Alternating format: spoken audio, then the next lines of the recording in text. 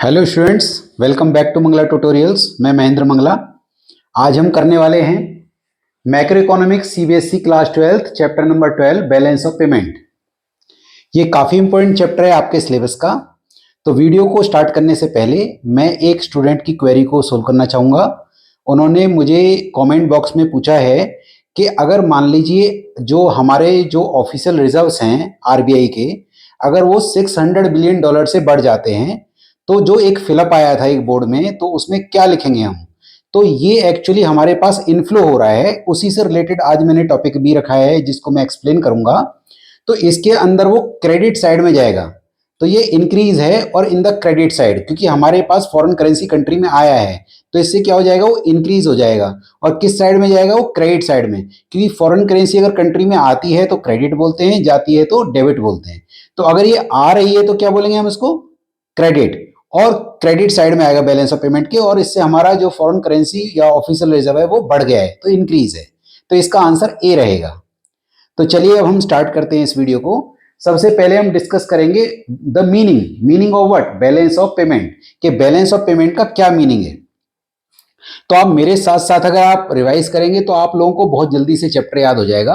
तो balance of payment में सबसे पहले हम बात करेंगे कि यहाँ पे हम फॉरेन करेंसी की बात कर रहे हैं। तो what is balance of payment, it is a systematic record. क्या है ये, it is a systematic record all economic transactions between the residents of one country and the residents of other countries. दो अलग अलग कंट्री के residents के बीच में जो इकोनॉमिक ट्रांजेक्शन होती है उसका systematic record is what called balance of payment. Clear. तो अब हम बात करते हैं कि जब भी फॉरेन करेंसी हमारे कंट्री में आएगा, जब भी वो फॉरेन करेंसी हमारे कंट्री में आ रहा है तो उसको क्रेडिट बोलेंगे, और अगर जा रहा है तो क्या बोलेंगे हम उसको हम डेबिट बोलेंगे। ठीक है, आ रहा है तो क्रेडिट और अगर जा रहा है तो डेबिट बोलेंगे। अगला पॉइंट हमारा आता है इसका कंपोनेंट्स क्या है। कंपोनेंट्स में पहला है आपका करंट अकाउंट। क्या है, करंट अकाउंट। तो करंट अकाउंट क्या है, करंट अकाउंट में वो ट्रांजेक्शन्स आती हैं जिससे कंट्री की एसेट्स और लायबिलिटी स्टेटस अफेक्ट नहीं होगा। और कैपिटल अकाउंट में वो ट्रांजेक्शन्स आएंगी जिससे हमारी कंट्री का एसेट्स और लायबिलिटी का स्टेटस अफेक्ट होगा। और ऑफिशियल रिजर्व्स, ये बहुत इंपॉर्टेंट कंपोनेंट है इसका, क्योंकि ऑफिशियल रिजर्व्स की वजह से ही हमारा बैलेंस ऑफ पेमेंट क्या हो जाएगा, ओवरऑल बैलेंस हो जाएगा। तो इसमें क्या आएगा करंट अकाउंट में, करंट अकाउंट में इंपोर्ट एक्सपोर्ट ऑफ गुड्स आएगा, इंपोर्ट एक्सपोर्ट ऑफ सर्विसेज आएगा, और यूनिलेटरल ट्रांसफर से करंट ट्रांसफर्स आएंगे। तो जो आपका एक्सपोर्ट इंपोर्ट ऑफ गुड्स है इसके कई नाम हैं। इंपोर्ट एक्सपोर्ट ऑफ गुड्स को बैलेंस ऑफ ट्रेड भी कहते हैं, इसको बैलेंस ऑफ मर्चेंडाइज भी कहते हैं, इसको बैलेंस ऑफ विजिबल भी कहते हैं। तो इसके कितने नाम हो गए, आप मेरे साथ साथ बोल सकते हैं। इसके 3 नाम हो गए, एक्सपोर्ट इंपोर्ट ऑफ गुड्स, इसको बैलेंस ऑफ मर्चेंडाइज या बैलेंस ऑफ विजिबल भी कहते हैं। दूसरा है इंपोर्ट एक्सपोर्ट ऑफ सर्विसेज। इसके अंदर आपके 2 टाइप की सर्विसेज होती हैं, फैक्टर एंड नॉन फैक्टर। आपने कहा सर दोनों में क्या डिफरेंस है। फैक्टर का मतलब हो गया हमारे लैंड, हमारे लेबर, हमारी कैपिटल ने फॉरेन से कितना कमाया, या उनके लैंड लेबर कैपिटल ने हमारे यहां से कितना कमाया। और नॉन फैक्टर सर्विसेज में आ जाता है आपका जैसे शिपिंग, बैंकिंग, इंश्योरेंस, कि हमारी शिपिंग, बैंकिंग, इंश्योरेंस कंपनीज ने फॉरेन से कितना कमाया, उनकी शिपिंग, बैंकिंग, इंश्योरेंस कंपनी ने हमारे यहां से कितना कमाया। तो वो आपका नॉन फैक्टर सर्विसेज में आ जाएगा। अगला है आपका करंट ट्रांसफर्स। करंट ट्रांसफर्स का मतलब है गिफ्ट ग्रांट्स, या तो हमको मिले या हम लोगों ने गिफ्ट ग्रांट्स दिए। तो जब भी हम गिफ्ट ग्रांट्स फॉरेन में देते हैं वो रुपये में नहीं देंगे, फॉरेन करेंसी में देंगे। तो या तो फॉरेन करेंसी आएगा गिफ्ट ग्रांट्स की फॉर्म में या जाएगा, तो वो किस में आएगा, आपका करंट ट्रांसफर्स में। बट इन तीनों ही ट्रांजेक्शन से कंट्री की एसेट्स और कंट्री की लायबिलिटी का स्टेटस अफेक्ट नहीं होगा। अगला हमारा टॉपिक है कैपिटल अकाउंट। कैपिटल अकाउंट जो होता है इसके अंदर वो ट्रांजेक्शन्स आती हैं जिससे कंट्री की एसेट्स और लायबिलिटी अफेक्ट होती है। तो जैसे हम बात करते हैं बोरोइंग की, तो अगर हम बोरो करते हैं वर्ल्ड बैंक से, आईएमएफ से, अगर हमारा जो आरबीआई अगर बोरो करता है तो वो बोरोइंग 2 पर्पज से हो सकती है, या तो कॉमर्शियल पर्पज से हो सकती है या असिस्टेंस के लिए हो सकती है, हेल्प के लिए हो सकती है। तो कॉमर्शियल पर्पज की चॉइस हो सकती है कि जैसे हमें यहाँ पे फैक्ट्रीज लगानी है, कंट्री को डेवलपमेंट करना है, इंफ्रास्ट्रक्चर डेवलप करना है, तो कॉमर्शियल पर्पज हो सकता है। और अगर यहाँ पे कोई पर्टिकुलर नेचुरल कैलामिटी आ गई है जिसकी वजह से हमें पैसे की शॉर्टेज है, फंड्स की शॉर्टेज है, वहां पे हम लोन ले रहे हैं, तो that is what called assistance purpose. तो बोरोइंग 2 पर्पज हो सकते हैं, या तो हम बोरोइंग कर रहे हैं या हमसे कोई बोरो कर रहा है, तो दोनों साइड हो सकता है। ऐसे ही फॉरेन इन्वेस्टमेंट है FDI and FII.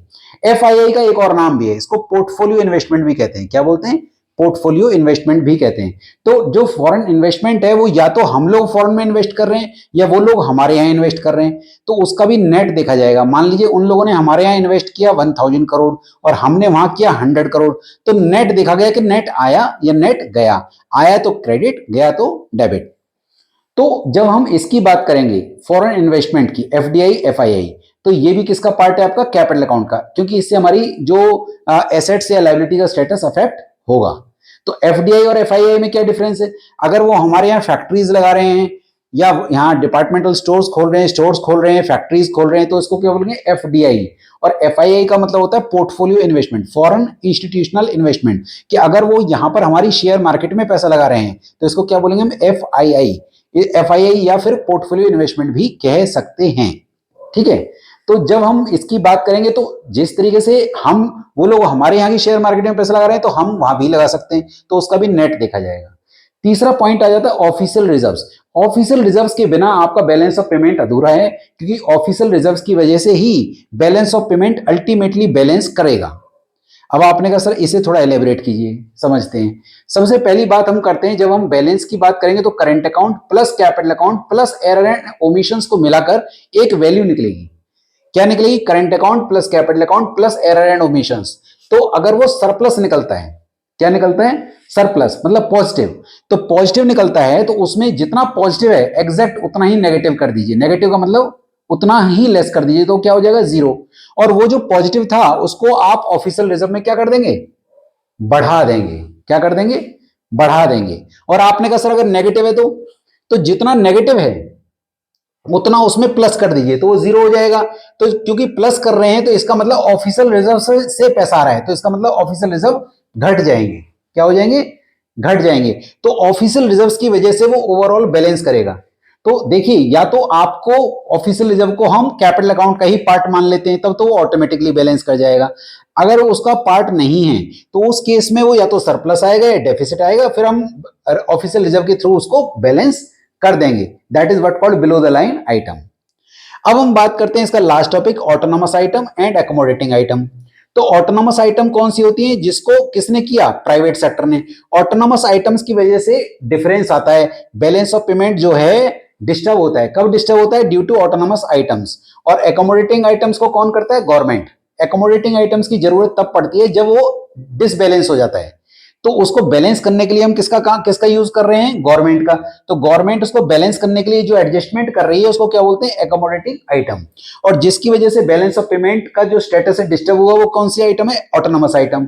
Autonomous item profit motive से की जाती है, और ये प्रॉफिट मोटिव से की जाती है, ये सर्विस मोटिव से। इसका मोटिव प्रॉफिट कमाना नहीं है। इनको अबव द लाइन बोलते हैं। अबव द लाइन का मतलब जिनकी वजह से डिस्टरबेंस आ रही है, जिसकी वजह से बैलेंस ऑफ पेमेंट डिस्टर्ब हुआ और इनकी वजह से वो एडजस्ट हो जाता है, इसलिए इसको एकोमोडेटिंग आइटम भी कहते हैं। इसको किसने किया? प्राइवेट सेक्टर ने। इसको किसने किया? गवर्नमेंट ने। इसको बिलो द लाइन, इसको बोला गया अबव द लाइन, इसको बोला गया बिलो द लाइन आइटम। तो मैंने आप लोगों से डिस्कस किया इस चैप्टर में कि आपका जो बैलेंस ऑफ पेमेंट क्या होता है। मैंने आपको इसके डिफरेंट कंपोनेंट्स डिस्कस किए। मोर ओवर मैंने आपको बताया अगर फॉरेन करेंसी कंट्री में आया तो क्रेडिट और अगर गया तो डेबिट। फिर मैंने आपसे डिस्कस किया ये हमेशा ओवरऑल बैलेंस कर जाता है, तो ऑफिशियल रिजर्व्स का इसमें मेन रोल है। तो अगर आपका बैलेंस ऑफ पेमेंट सरप्लस है, सरप्लस का मतलब कि नेट आया है, तो नेट आया है तो उतना ही कट करके ऑफिशियल रिजर्व्स को बढ़ा दीजिए। और अगर डेफिसिट हो गया है, घाटा हो गया है, तो उतना ही ऑफिशियल रिजर्व से कट करके इसमें जोड़ दीजिए, तो ऑफिशियल रिजर्व्स घट जाएंगे। और लास्ट मैंने आपको ऑटोनोमस और एकोमोडेटिंग आइटम्स को एक्सप्लेन किया। तो होप सो आप लोगों को ये वीडियो पसंद आएगा, आप लोगों के डाउट्स क्लियर होंगे, आप लोगों के एग्जाम्स में काफी हेल्प करेगा। आप अगर मेरे इस चैनल पे फर्स्ट टाइम आए हैं तो प्लीज इसको सब्सक्राइब कीजिए, लाइक और शेयर कीजिए, ये मुझे मोटिवेट करेगा और वीडियोस बनाने के लिए। Thank you so much for watching my video.